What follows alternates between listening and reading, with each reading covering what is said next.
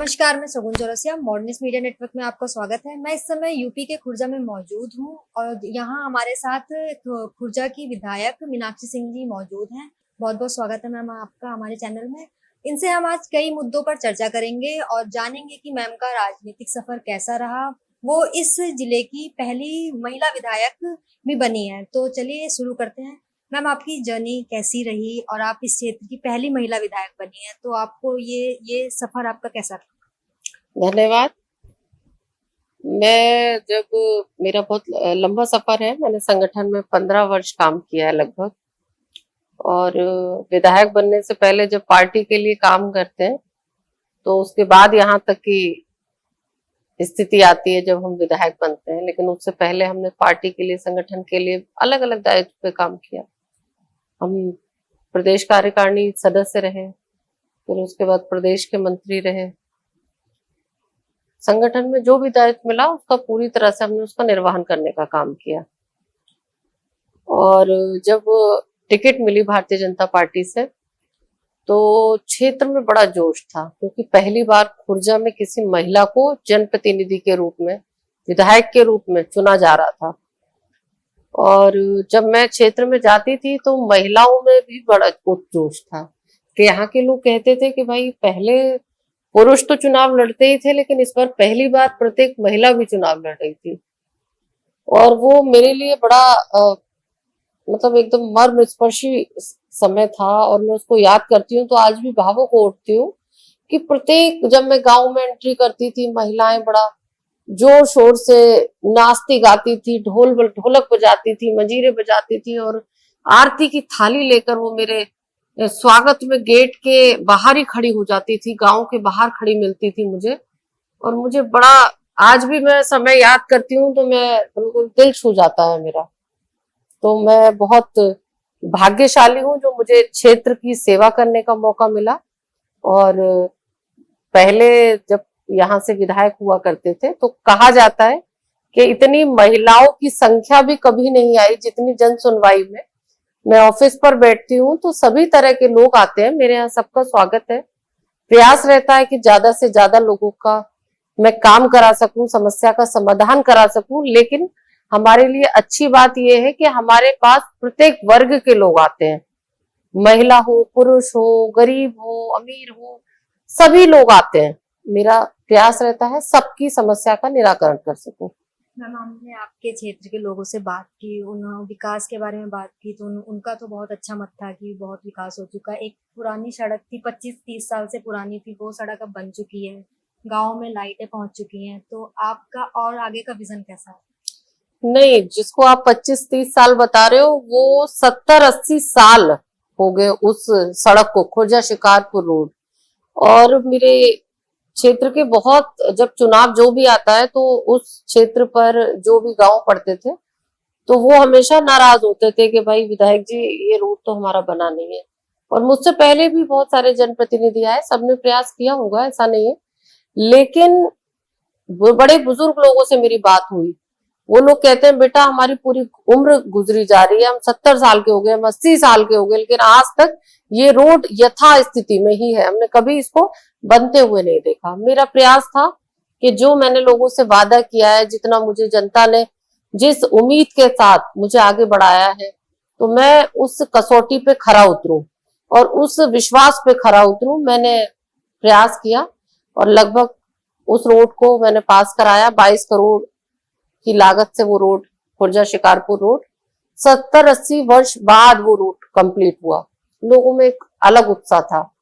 और उसके अलावा जो भी मेरे लायक सेवा होती है जनता की, अभी ये पीछे वाला जो रोड है खुर्जा जीटी रोड, अगवाल से लेकर कैलाश हॉस्पिटल तक 4 लेन भी डिवाइडर, ये भी हमने 25 करोड़ का लगभग पास कराया। यात्री शेड हो, लोग आते हैं कि मैडम हम जगह जगह, जैसे यात्री शेड रुकने के लिए स्टॉपेज नहीं है, वहां यात्री शेड देने का काम करते हैं। जगह जगह जिस गांव में जहां विद्युत की व्यवस्था कमी है वहां विद्युत पहुंचाने का काम करते हैं। हमारी सरकार तो वैसे भी कहती है सबका साथ, सबका विकास, सबका विश्वास, सबका प्रयास। हमारे देश के यशस्वी आदरणीय प्रधानमंत्री मोदी जी के नेतृत्व में, हमारे उत्तर प्रदेश के तपस्वी मुख्यमंत्री आदरणीय योगी जी के मार्गदर्शन में हम लोग लगातार आगे बढ़ रहे हैं। हम काम कर रहे हैं, हमें उनसे काम करने का एक जुनून मिलता है। हमारे देश के और प्रधान और हमारे हमारे देश के प्रधान सेवक और हमारे प्रदेश के जो मुखिया हैं लगातार देश के और प्रदेश के विकास के बारे में सोचते हैं, और उन्हीं पद चिन्हों पे मेरा प्रयास रहता है कि मैं भी आगे बढ़ूं। मैम, हमने आपके बारे में एक बहुत अच्छी चीज सुनी है। जो भी जिस जरूरतमंद लोग होते हैं जिनके पास इलाज के पैसे नहीं होते हैं, उसको आप उनकी बातें सुनती हैं, आप प्रधानमंत्री या मुख्यमंत्री को कोई लेटर लिखती हैं, तो सर मैम उसके बारे में आपका थोड़ा सा हाँ, बताइए। ये बहुत अच्छी, हमारी मुख्यमंत्री जी का मैं धन्यवाद देना चाहूंगी आप लोगों के माध्यम से, कि मुख्यमंत्री विवेकाधीन कोष के माध्यम से जो गंभीर बीमारियों से जो लोग पीड़ित होते हैं, तो हम लोग यहाँ से एक लेटर लिखते हैं माननीय मुख्यमंत्री जी को, और माननीय मुख्यमंत्री जी के आशीर्वाद से हम उनको लगभग लगभग आधा पैसा, जो भी एस्टिमेट बनता है हॉस्पिटल से, उसका आधा पैसा हम कम से कम पास करा लेते हैं। माननीय मुख्यमंत्री जी के लिए प्रति हम, हमारा पूरा क्षेत्र ऋणी है बहुत ज्यादा, मतलब 10 करोड़ से भी ज्यादा अब तक मैं अमाउंट पास करवा पाई हूँ। तो ये बहुत बड़ा अमाउंट होता है, और मुझे लगता है कि आए दिन, हर दूसरे चौथे दिन, प्रत्येक क्षेत्र के जो भी गंभीर बीमारी से पीड़ित लोग हैं, उनकी सेवा में हमारे मुख्यमंत्री जी की ये जो विवेकाधीन कोष है, हम उससे मदद करा पाते हैं। हम बात करते हैं महिलाओं की सुरक्षा, और आप एक महिला विधायक हैं, तो उसके तौर पे आप महिलाओं की सुरक्षा, एजुकेशन को लेकर क्या विजन रखते हैं? अगर एजुकेशन की बात की जाए तो मैं जब विधायक नहीं थी तब भी मेरा उस पर प्रयास रहता था कि ज्यादा से ज्यादा हम एजुकेशन को कैसे बढ़ाएं। तो उस समय भी मैंने 3 विद्यालय गोद लिए थे। हमारे यहाँ प्राथमिक विद्यालय और प्राथमिक उच्च विद्यालय हमने गोद लिए थे 3, जिसमें से एक ये गांव हमारा पड़ता है, जहांगीरपुर के पास पड़ता है, मेरी विधानसभा का ये जवा गांव, एक विद्यालय वहां, और 2 नगला चीती गांव हमारे पड़ते हैं, तो वहां हमने लिए थे। और उस समय से आज तक, जब मैं विधायक नहीं थी तब भी उसको हमने, जो मॉडर्न स्कूल होते हैं, प्राइवेट स्कूल होते हैं, उसकी तर्ज पे हमने कंप्लीट कराए थे। चाहे बाथरूम की बात करें, या पेयजल की व्यवस्था हो, या सिटिंग प्लान की बात करें, तो तब भी मेरी ये प्रयास रहता था कि ज्यादा से ज्यादा विकास हो और ज्यादा से ज्यादा हम कैसे काम कर सकें। और उस दिन के बाद, बनने के बाद भी मेरा मुख्यमंत्री जी से भी लगातार ये निवेदन रहा है, आग्रह रहा है कि मुख्यमंत्री जी हमारे यहाँ कोई इंटर कॉलेज दे। तो मुझे कहते हुए भी खुशी हो रही है, अभी 1 हफ्ते पहले ही हमने मुख्यमंत्री मॉडर्न कंपोजिट विद्यालय पास कराया, जो 25 करोड़ की लागत से बनेगा। हमारा अरण्या ब्लॉक पड़ता है, उसमें जहानपुर गांव है, वहां जमीन चिन्हित हो गई है और पैसा भी आ गया है। माननीय मुख्यमंत्री जी का जो विजन है उसको सार्थक करते हुए हमारी जो सोच है वो सकारात्मक रूप ले रही है। मैम, यूपी को सबसे मतलब असुरक्षित माना जाता था क्राइम के मामले में, तो आपके क्षेत्र में महिलाओं की सुरक्षा को लेकर क्या है? नहीं, पहले माना जाता था, लेकिन आज आप देखिए कि माननीय मुख्यमंत्री जी जीरो टॉलरेंस की नीति के साथ आगे बढ़ रहे हैं। बहन बेटियों की सुरक्षा के लिए वो किसी भी तरह का कोई कंप्रोमाइज नहीं कर रहे। पहले हम लोग क्या, अब मैं क्या सरकार का नाम लूं, कि हम सब और आप सब जानते हैं कि ये बताइए कि पहले क्या स्थिति होती थी। बेटियां जाती थी स्कूल, हम लोग टाइम देखते थे कि हमारी बेटी अभी तक क्यों नहीं आई। बाजार में हमारी बहनें जाती थी, हम देखते थे समय कि भाई किसी ने उसके साथ कोई बदतमीजी तो नहीं करती। लेकिन आज प्रत्येक घर में जितने भी माता पिता हैं, भाई हैं, सब वो मानसिक रूप से मजबूत है। उनको पता है कि हमारी योगी जी की सरकार है। जीरो टॉलरेंस की नीति के साथ अगर महिलाओं के साथ कोई बदतमीजी करेगा उसको बख्शा नहीं जाएगा।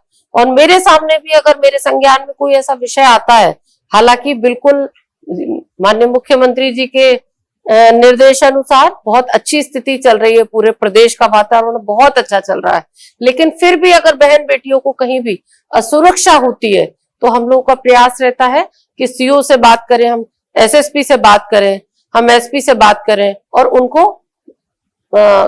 सुरक्षा उपलब्ध कराई जाए। हमारा पूरा प्रयास रहता है। बहन बेटियों के साथ किसी भी प्रकार की कोई भी लापरवाही नहीं बर्दाश्त की जाती है।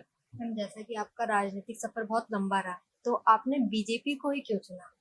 नहीं, आप ये बताइए कि अगर देशभक्ति की बात जो करती है, राष्ट्रहित की बात जो करती है, हमारी पार्टी जो भारतीय जनता पार्टी है वो कभी परिवारवाद की पार्टी नहीं रही। कभी ये नहीं होता जैसे और पार्टियों में होता है कि भाई राजा का बेटा ही राजा बनेगा, लेकिन हमारी पार्टी में एक आम कार्यकर्ता भी प्रधानमंत्री बन सकता है, एक आम कार्यकर्ता भी संगठन के किसी बड़े पद को सुशोभित कर सकता है। तो ये हमारी पार्टी की खूबसूरती है। तो मैं इसीलिए मुझे लगा कि पहले दिन से मैं भारतीय जनता पार्टी की में ही आना चाहती थी, और मैंने हमेशा उसी दृढ़ इच्छा शक्ति के साथ काम किया। और मुझे गर्व है कि मैं पार्टी की एक सच्ची सिपाही होने के नाते, एक सच्ची कार्यकर्ता होने के नाते मुझे आगे बढ़ाया, और आज मैं आपके सामने विधायक के रूप में बैठी हूँ। तो ये भारतीय जनता पार्टी की खूबसूरती है। मैंने एक आखिरी सवाल, आपके क्षेत्र में हॉस्पिटल जो हैं, मैंने सुना कि पहले मशीनें तो थी, बट वो एक्सरे हो गया या कुछ भी अल्ट्रासाउंड हो, वो करवाया नहीं जाता था। तो बताया गया कि आपके आने से उसकी सुविधा भी खत्म हो गई है। तो थोड़ा हॉस्पिटल्स में क्या स्थिति है? नहीं, मैं आज भी बताना चाहूंगी, आज ही मेरी संबंधित अधिकारियों से मेरी बात हुई थी, तो मैंने बोला कि नहीं नहीं, ज्यादा से ज्यादा आप लोग जो भी कर रहे हैं, लेकिन हमारी जनता को किसी भी प्रकार का अगर दिक्कत होगी तो वो आप लोगों के लिए दिक्कत होगी। हमारा ये प्रयास रहता है कि जो भी लोग हैं हमारे, जैसे किसी को एक्सरे की जरूरत है, किसी को अल्ट्रासाउंड की जरूरत है, सरकारी जितने भी हॉस्पिटल हैं, तो उनका उद्देश्य क्या होता है? सरकार का उद्देश्य होता है कि उसको उचित प्रकार से उसकी सुविधा मिल सके, और जनप्रतिनिधियों का ये दायित्व बनता है, हमारा ये दायित्व बनता है कि उन लोगों के लिए, जो हमारी जनता है, उनको सही प्रकार से उसका लाभ मिल सके। तो बस हम अपना कर्तव्य पूरा कर रहे हैं, और जनता जहां भी खड़ी होगी, जहां भी उसको कष्ट होगा, वहां हम उसके साथ खड़े दिखाई देंगे। हमारे देश के प्रधानमंत्री जी साथ खड़े दिखाई देंगे, हमारे उत्तर प्रदेश के मुख्यमंत्री जी साथ दिखाई देंगे। बहुत बहुत शुक्रिया मैम आपका धन्यवाद। हमसे और हमारे चैनल से जुड़ने के लिए। आज जैसा कि हमने विधायक जी से सभी मेन मुद्दों पे बात की, तो कमेंट कर आप भी अपनी राय जरूर बताएं। तब तक के लिए बने रहे मॉडर्निस्ट मीडिया नेटवर्क के साथ।